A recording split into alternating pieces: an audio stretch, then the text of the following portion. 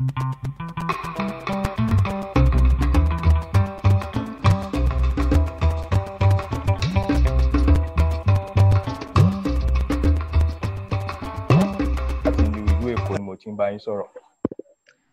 morning. My name is Ama Bookman. Orúkọ tèmi ni Adéwálé Owóṣeni láti Ìbàdàn ni mo ti ń ké sí láti ń sọ̀rọ̀. And this is Omoluabi, promoting African development through the restoration of African values.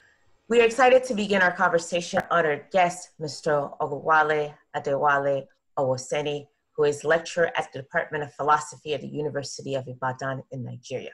His interests are in African philosophy, philosophy of culture and development, human and animal relations, and environmental ethics. Benro, would you like to start with us? Okay, so we'll start with a similarly simple question, but a very deep one. So, what is morality? Yes, thank you very much for this rare privilege to be on this. Well, morality, that's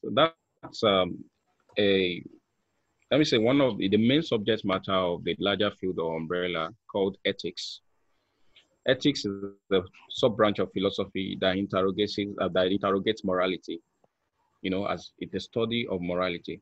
But morality itself deals with the question that has to do with the standard of what defines human actions, character, judgment as either right or wrong, good or bad. And of course, from a deep-seated, you know, philosophical angle, there are quite many theories that try to describe or to define what morality is. For some, you have to determine what morality is by looking at the consequences of people's actions, of their judgments, and also of their human character traits or conduct. And this group of scholars are classed within what is called the consequentialist school of thought. For some other groups or wings of thought, morality should basically be evaluated on the possession of certain character traits. And of course, this is to resonate the ancient Aristotelian notion of you know, virtue or morality. These people are actually the one who belong to the virtual approach to morality. For some others, it could be looking at the intention or motive of doing a particular act. These ones are called a deontologist theorist or group of thinkers. So if you look at all these different dimensions to morality, you could also be able to get that there is actually no single or unanimous definition of how to consider the notion of morality. Or something that seems essential is that it deals with the evaluation of human conduct, actions, judgments, or character as either right or wrong, good or bad, permissible or not. So in your introduction, thank you for that introduction, you mentioned three perspectives, which I identify from Western sources: the ontological nature of morality, virtue, ethics, and consequentialism. Would you say that there is a fourth possibility that stems either out of African traditions or specifically Yoruba tradition? And if so, can you speak to that? Or do you believe that within those three, we can also find traditional African or specifically Yoruba ethics? Okay. The concept of Yoruba, in order to be able to place the idea of whether the Yoruba also have some kind of basis of morality that is either consequentialist or deontological or duty bound by motivation or reasons or by matter of virtue training.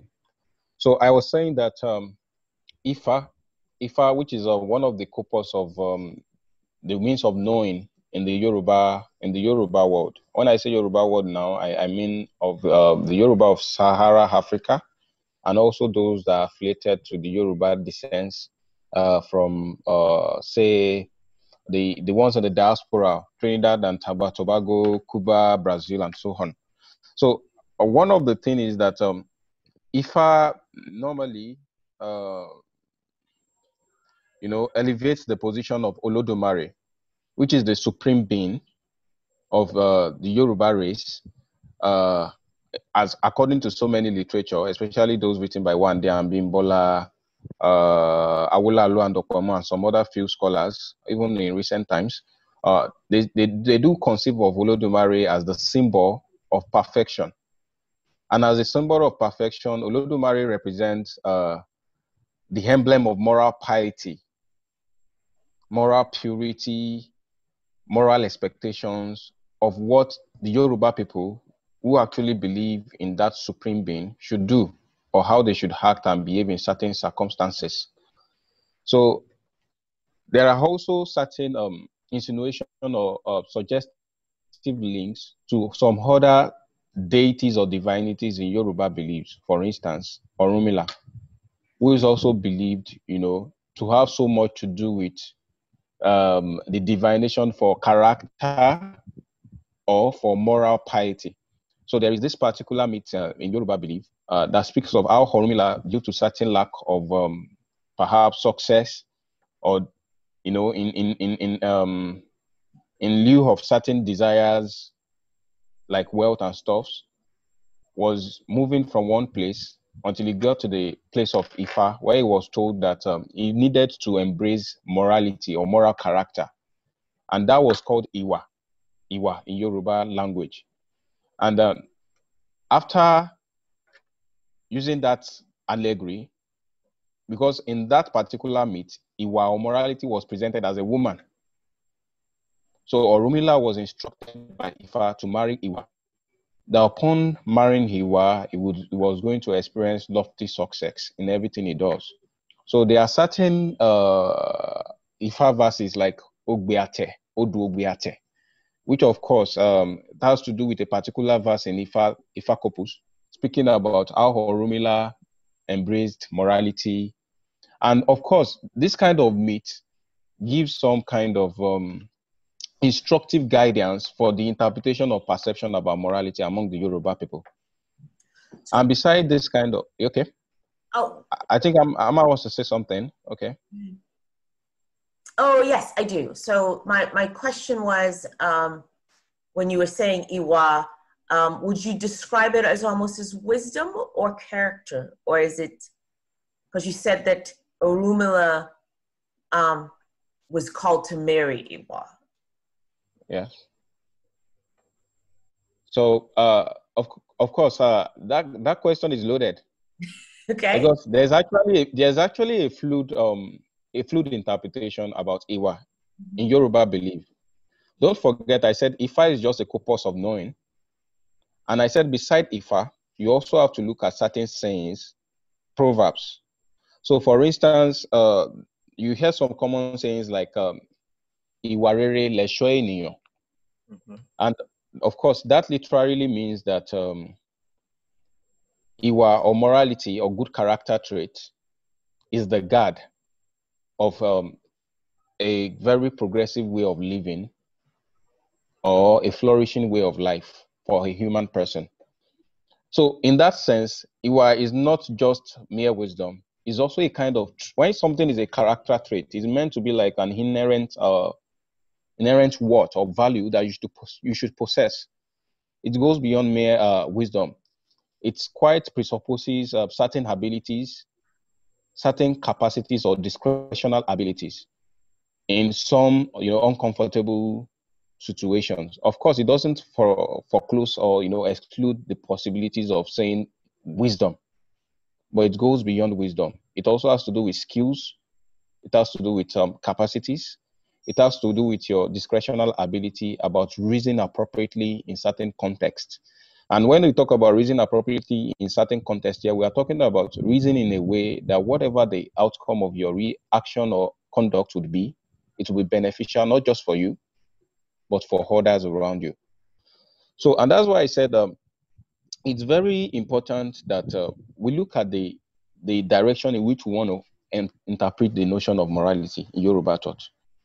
Because most times, indigenous cultural thoughts like the Yoruba, they make use of a lot of metaphors, They make use of a lot of symbolism.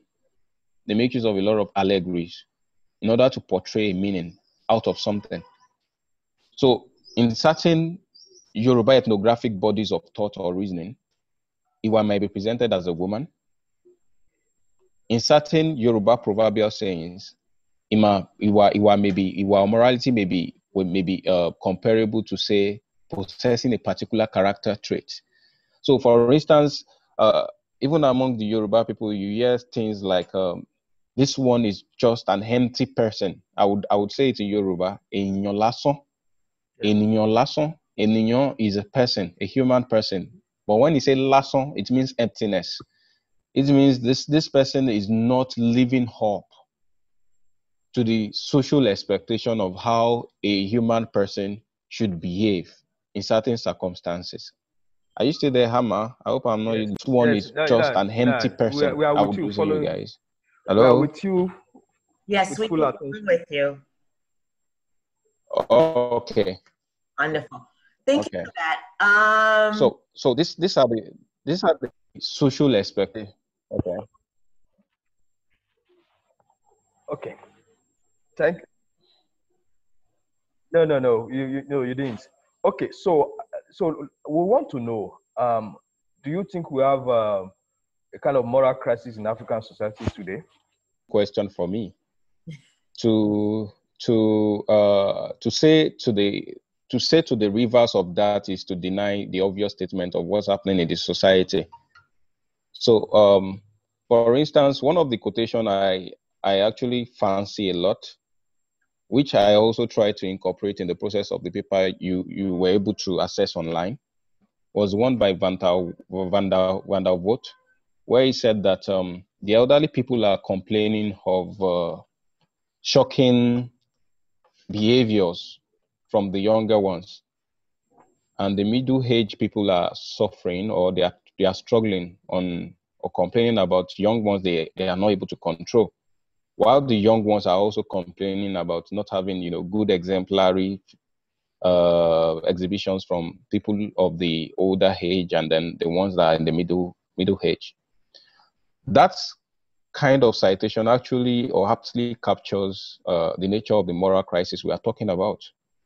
And if you look at it vividly well, we can point to some evidential concrete crises, even within Nigeria, for example, in terms of internecine wars, ethnic or religious-based wars.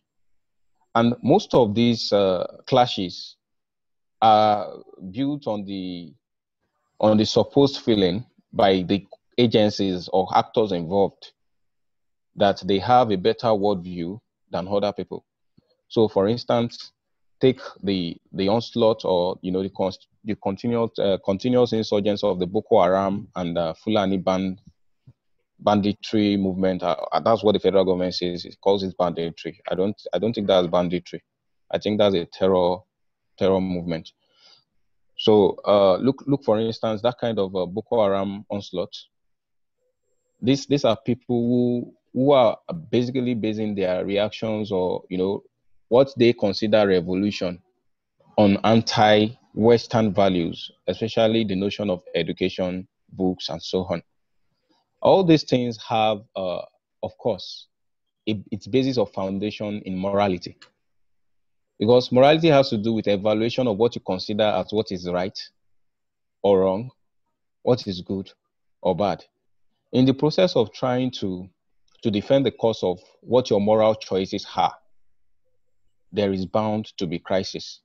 You definitely have to, sometimes, some of these agencies or actors have to involve in annihilating the other. So it becomes a game of the self against the other. A particular group positions itself as the most righteous in quote of what is good and healthy for human living by trying to exterminate the other. Some of this also is replete in even our economic system. So, for instance, the indigenous foundations of the Yoruba worldview of Agbajowo Lafin Soya, which talks about basically, collective solidarity, cooperations among the communities of peoples and stuff like that, is gradually fading due to what? To the infusion of neoliberal capitalist ideologies, brought especially by, what the global superpowers are doing, like America, China, and so on. So all these things has created a kind of, contestation about the morality of how we want to define ourselves, about the morality of how we want to direct the course of development or social progress and all. So that question is a leading question, as I say. It's just an affirmation of what is obvious in our society. So it seems that there are conflicting perspectives of morality, and that perhaps is causing a bit of a clash. So you brought up Boko Haram, and then you brought up capitalism and encroaching Westernization, which seem to be perhaps almost polar opposites. Is there a clash, and is the moral confusion being caused by a class? And is that clash perhaps the introduction of non-African elements into the environment, almost kind of vying for power and legitimacy within that structure? And is that causing a bit of confusion? People don't know where to go for morality. Okay. Well, maybe perhaps most appropriately put, the world is evolving, and there is no civilization that is frozen in time and reality. Social change is universal.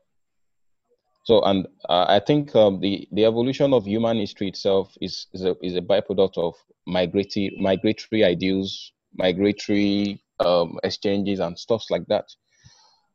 But one thing is also that when you check, or we try to read through the histories of societies that are well developed today, one thing seems to be a common trend amongst them. They have the zeal or the will for self-definition. They determine what and how they want to build their society, what they intend to build and how they intend to build it. So, for example, we should not hang the reason for, the cause of clashes, underdevelopment entirely on intercultural exchanges or intercultural contact, because there are societies who have had that and they have moved, even into the phase of development. For example, I mentioned China the other time, and also some other societies even within the global south, like Malaysia. All these countries are moving on beyond their historical specificities. They are not hanging on it. But now, one thing I also realize is that when we look at the trajectories of the development of these societies, there's something in philosophy we call, well, not essentially in philosophy, but there's something called ontology. And ontology has to do with the essence or core of your being or existence. And it basically presupposes that in order to look or to search or inquire for authentic development, you have to galvanize development or social progress in a way that it suits the ontology of your own existence. So the incursion of these foreign values, no doubt, brought or caused certain distortions in terms of value orientations,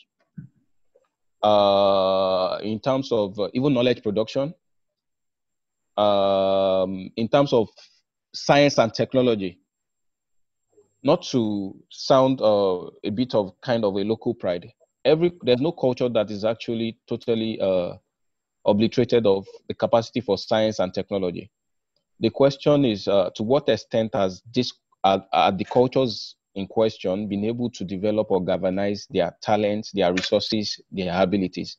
So with, for instance, the incursion of foreign values that, of course, came in through slave trade, that, of course, came in through colonialism, and still in the neo-colonial, or what some of us are still debating on the post-colonial era, there has been a lot of witness of capital flight.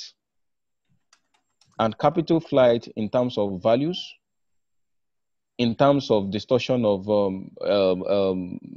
how do I put it, in terms of denigrations of even indigenous resources that could have been harnessed, to ensure development in a positive light. So these are some kind of issues that is actually very contemplative in the sense that you can't give a definite answer to whether you want to do a blame game, or at the same time you want to involve in what some people have argued as ethno-nationalism. So, but I think basically that there is a need to recourse to those vital aspects of those values that could be enduring for contemporary livelihood and survival. So, for instance, in Yoruba context, when you talk about morality, so you talk about the very big word Omoluabi, which your particular organization or group, is also using as a thematic focus of your research, inquiries, and stuff. So Omoluabi is an encapsulate of so many things, not just in terms of building the moral texture of saying a person has dignity, a person can be trusted and trustworthy and stuff like that. Omoluabi also means somebody who has, like I said earlier on, who has the requisite skills and discretion to be able to discern what to do appropriately at certain point in time. So, for instance, the question of foreign values, let's say, for instance, now this issue of the new media or IT, which basically has, in a way, shrunk our society, whereby people are drawn within themselves. They've created a virtual community, and then distance themselves from the realities around them. For instance, some people find a lot of solace just being on the social media to discuss even things that would affect others around them. Why, leaving out the possibilities of seeking a community or a communal or common sense of, handling issues within the Yoruba culture that says, for instance, which means that a tree can make a forest. So all these kind of things which has certain import for how we should organize our life has been distorted in a lot of ways through the discussion of these foreign values. But that is not to say that these foreign values themselves are essentially the cause for where we are at this point of development. I think it is how we have responded to the situation and how we have been able to utilize our way out of it. Okay, thank you very much. So, I mean, based on that line of thought, and how can really the African society regain, how can we regain our self-definition in an ever-evolving society like you described? Well, these kind of things are still at the point of ideals anyway, because I believe that certain things has to be in place before you can retain that or retrieve that idea of self definition. So talk about societies that has been able to do that. I mean, the big societies that we know, they had to make certain choices at particular point in time, very discomforting ones sometimes. Sometimes it might take the sense of closing up their borders in order to ensure that they enhance indigenous productions in all manners or forms. But do we think we have an environment conducive for that, for example, in Nigeria? And even if we do have, it is not enough to have such an environment. It's also, there's need for a will capacity, the ability of wanting to do, the zeal of wanting to do it. And we are here talking at the moment, for instance, Oyo State, Ibadan, where I am presently, the government is busy borrowing lots of loans. And this basically is the cyclical sense of, the dependency syndrome for which most African societies or communities are still trying to find their way out. So some of these, our leaders or government is not ready to do some of these things. The dependency syndrome of looking on to what comes, from the West as the absolute standard of how we should do things. So in the presence of that, I don't think we can envisage the possibility of a self-definition I ideally spoke about. But that is not to say we cannot try. So one of the things we can do is the kind of things you are doing. creating awareness fonts or interfaces of how people can engineer indigenous knowledge scapes. And when I say indigenous knowledge scapes, it means the know-how, the practice and wisdom of most of these indigenous communities in Africa, how we can utilize them. So let me give you an example. So it is not entirely strange or unfamiliar to the Yoruba people that when you want to swear somebody into a public office, either in the indigenous setting of, let's say, for instance, the whole Oyo Empire, they do some kind of oath taking. That oath taking is not different, for instance, from what you do when you go to face a kind of charge in the court of law, saying swearing by the Bible or stuff. But the degree or the percussion of how this oath takes place or affect the people or persons involved if they are found guilty is what people are running away from. So they will rather not embrace that in order to do so many things that are not, genuinely worthy for the society's flourishing. So also traditionally we have the instances of taboo or hewa in Yoruba belief. All these things, for instance, may not necessarily, have some kind of what some people have argued as religious connotation or spiritual connotation, but they might just be some kind of motivations or guides for you to avoid exhausting things around you within the society. For instance, let's say flora and fauna lives. So and a word that says something like ọmọdé ò gbọdọ̀ fi igi fa ìlà sílẹ̀ tí èèrà bá wọ ojú ìlà náà ìyá ọmọ náà ó kú, or they will say that àwọn ọmọ onílẹ̀ máa bínú. To interpret that, basically saying that a child who turns unnecessarily the soil surface is actually engendering the wrath of the heart goddess, or perhaps is risking the loss of his own parents. These are just, deterring motivations for people to treat the society and things around them in humane manners, not to necessarily exploit the flora and fauna life forms. So imagine that some of these indigenous rudiments are incorporated, or they are incorporated as legal codes of conduct and norms. Imagine what our society could have become. It will have become one of the most environmental friendly society in the world, as far as I'm concerned. Rwanda is an experiment of a green environment that everybody is admiring now. So these are some of the things I think can actually, issue a kind of self-definition. But like I said, the apparatuses must be in place. The authoritative bodies, the institutions, the government, individuals, even at individual levels, we all must have our hands on decks to ensure this kind of self-redefinition. It doesn't stop at the level of just theorizing on papers and making research statements. So you brought up what I think is an interesting point of dependency, as we were talking about self-definition, particularly debt dependency, but also the cat wants to join us, debt dependency, as well as, yeah. So for our audience, I am an animal lover, and every now and then our cat might show up. Debt dependency, as well as, I think in a way, cultural dependency, know-how dependency. And it made me wonder, do you think independence or dependency is a moral question itself?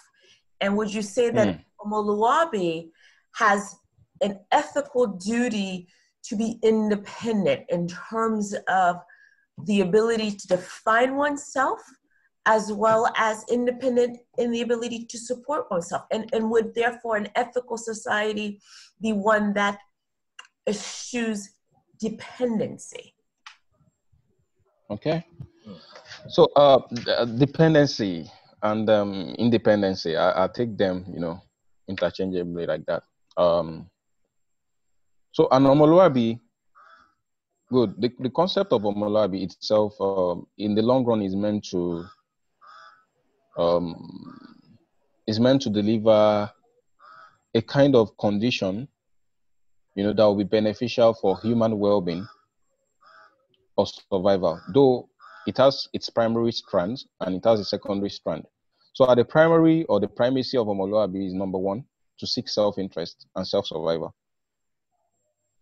In the process of seeking self-interest and self-survival, we believe that that is anchored on communal interest and communal survival.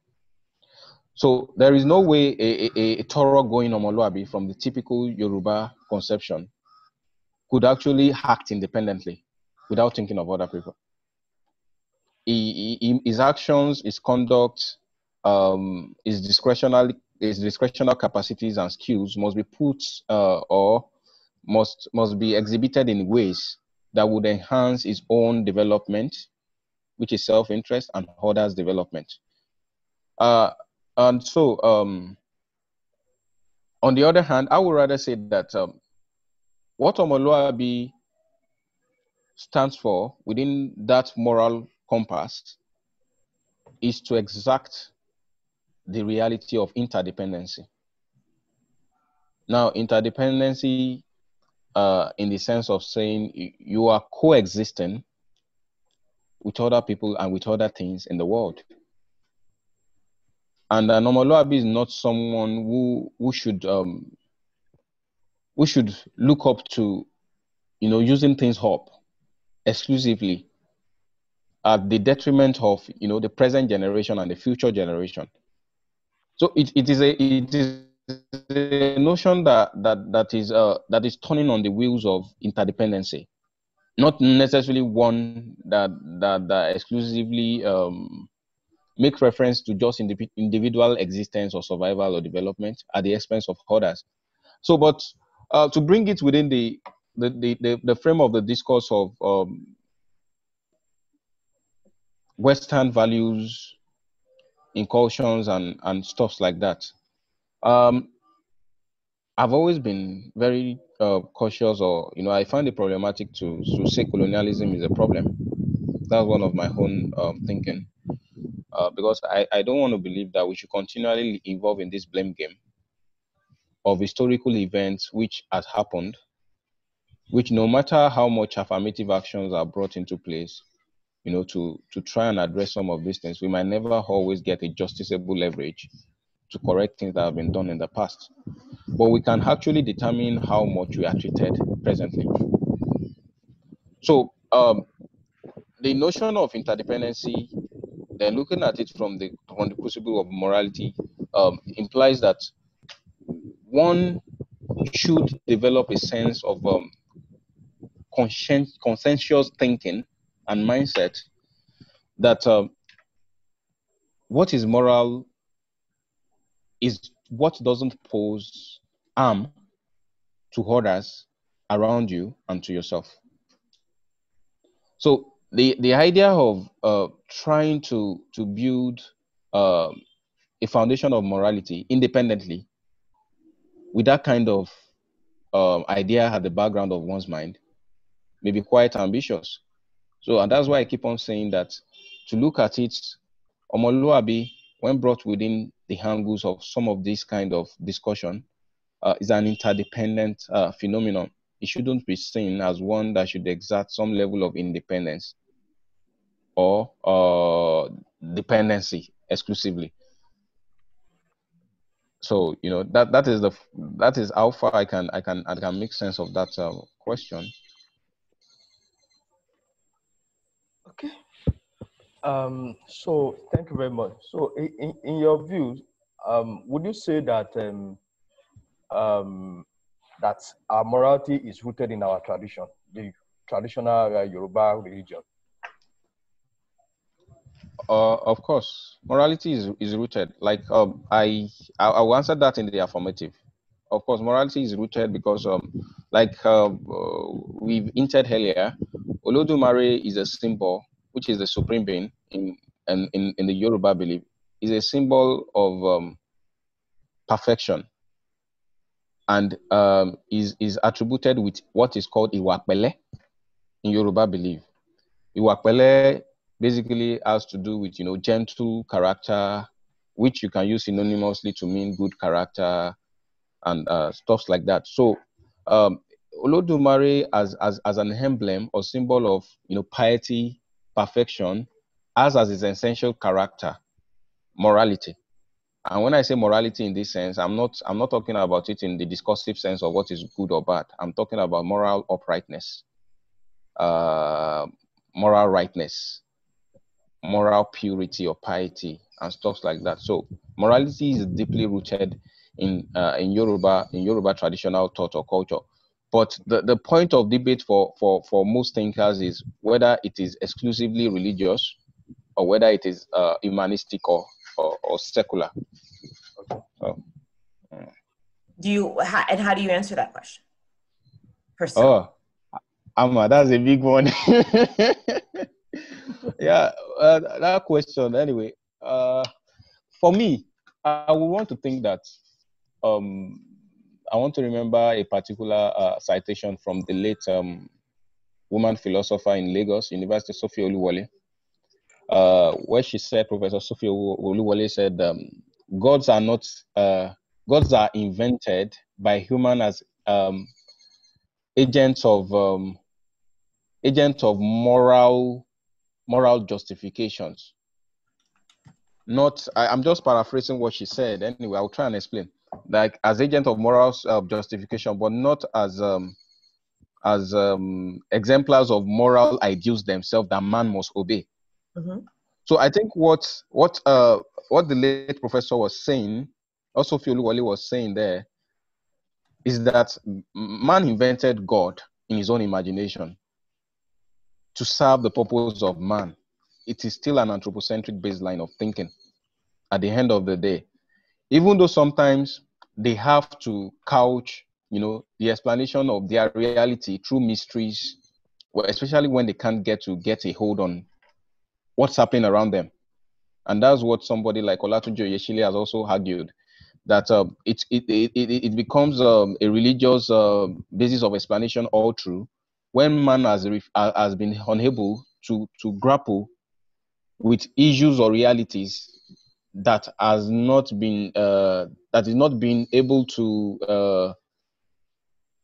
open to empirical or scientific explanation, which he can't find an answer to. Then he has to leap for an extra physical or extra experiential evidence or experiential explanation of what is actually responsible for the situation or reality in which he has found himself. That is also well routed through Yoruba thought and beliefs.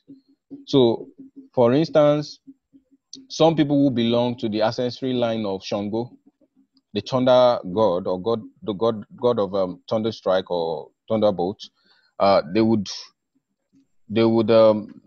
make certain assertions as regards what is acceptable to the cult of their ancestry. So something like Shango does not eat, that god does not take kola nut and bitter nut, but kola nut as a form of appeasement. Shogo kinjogbi aforogbo. Then some others would also twist this or tie this with certain preferences and aversions of gods and goddesses in Yoruba beliefs or thought. But people like the Ghanaian philosopher Kwasi Wiredu had argued that it is not essentially that these gods are the ones who decide what is good or what is morally good or morally bad for human existence or coexistence. It is in the interest of humans to actually, fashion or devise these gods as mechanisms of what morality dictates or not. So I would say also within Yoruba belief, we have those aspects of conduct that are basically explainable just by matter of human interactions, and those ones that are not or that have not been seen explainable in matters of mere human interactions. So they have to move to a religious explanation about them. So I would say it is religious and humanistic in orientation. So it has a religious and humanistic texture. So So this is my last. Imagine you have unlimited power in some way. Your magic wand over here. You can pass law, you can compel all of us to engage in a cultural practice, however big or small, go to a festival, whatever it is that you want, that you believe would contribute positively to the ethical improvement in your society.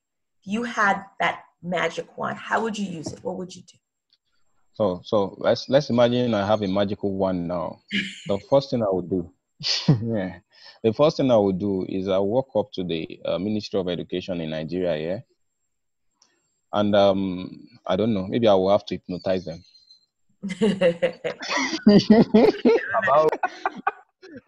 So, but then seriously, I would canvass for a character-based education.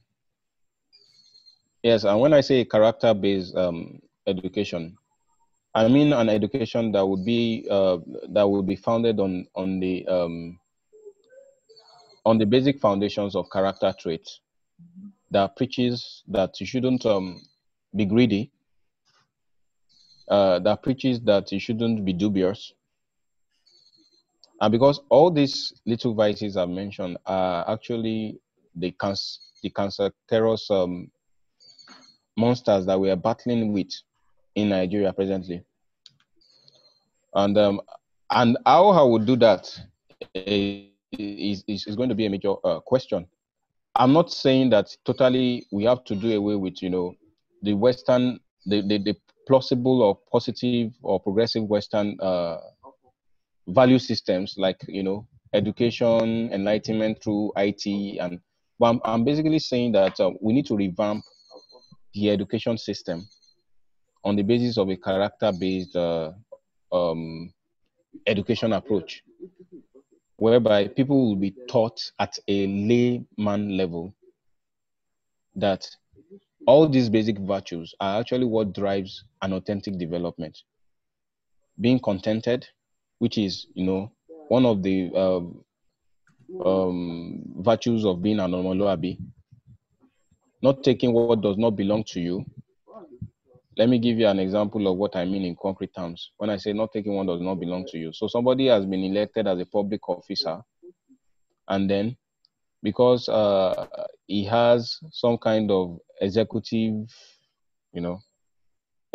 privilege or access to use public funds, he uses it for his own self-aggrandizement, and then he's pushing those funds out, embezzling them, and then storing them out in Switzerland and other big banks in the world. And some of these people, when they are being brought forward to be interrogated or to be questioned, some of them try to make the ploy of running away and stuff like that. And even if our scriptures has given some, some injunctions about stuff like that. And that's what I mean by we need to infuse all these kind of things into the education system to guide the educational policies. It would mean that, for instance, we mentioned the idea of Agbajowo Lafisoya the other time. It means that Agbajowo Lafisoya could actually become another mathematical formula within indigenous context of education on how to interrogate the society, on how, for instance, to show or to argue that capitalism may not be the best economic system. So these are some of the things that we can, I think we can latch on to. Then another thing also is to bring it also to the realm of public morality. And when I mean by public morality, I'm basically talking about the legal institutions. I would go and advocate for a kind of oath-taking mechanism like I mentioned the other time. The foreign heritages of Christianity, especially Christianity, which is also very pervasive in Nigeria, gives a kind of salvation to people even when they have done what is wrong. If you look at societies that are developing, I think it is high time that some serious or critical measures are taken to put people under checks. Some societies embrace capital punishment. But in the Yoruba case, for instance, in terms of oath taking, it is not a matter of capital punishment. It is a matter of do unto yourself what you would want to be done unto others, such that when you are found wanting or not doing that, then you know the repercussion. That is the way oath-taking works in Yoruba context. So it means you are the individual who is responsible for bringing ill or for bringing things that are not desirable upon yourself. So I would also advocate that, especially in the hands of, say judiciary and executive operations of the way the national polity is being managed. So these are some of the things I think if we look, inwardly, we can infuse them to how we can change the predicament of the African society and, of course, in specifically the Nigerian context. Okay.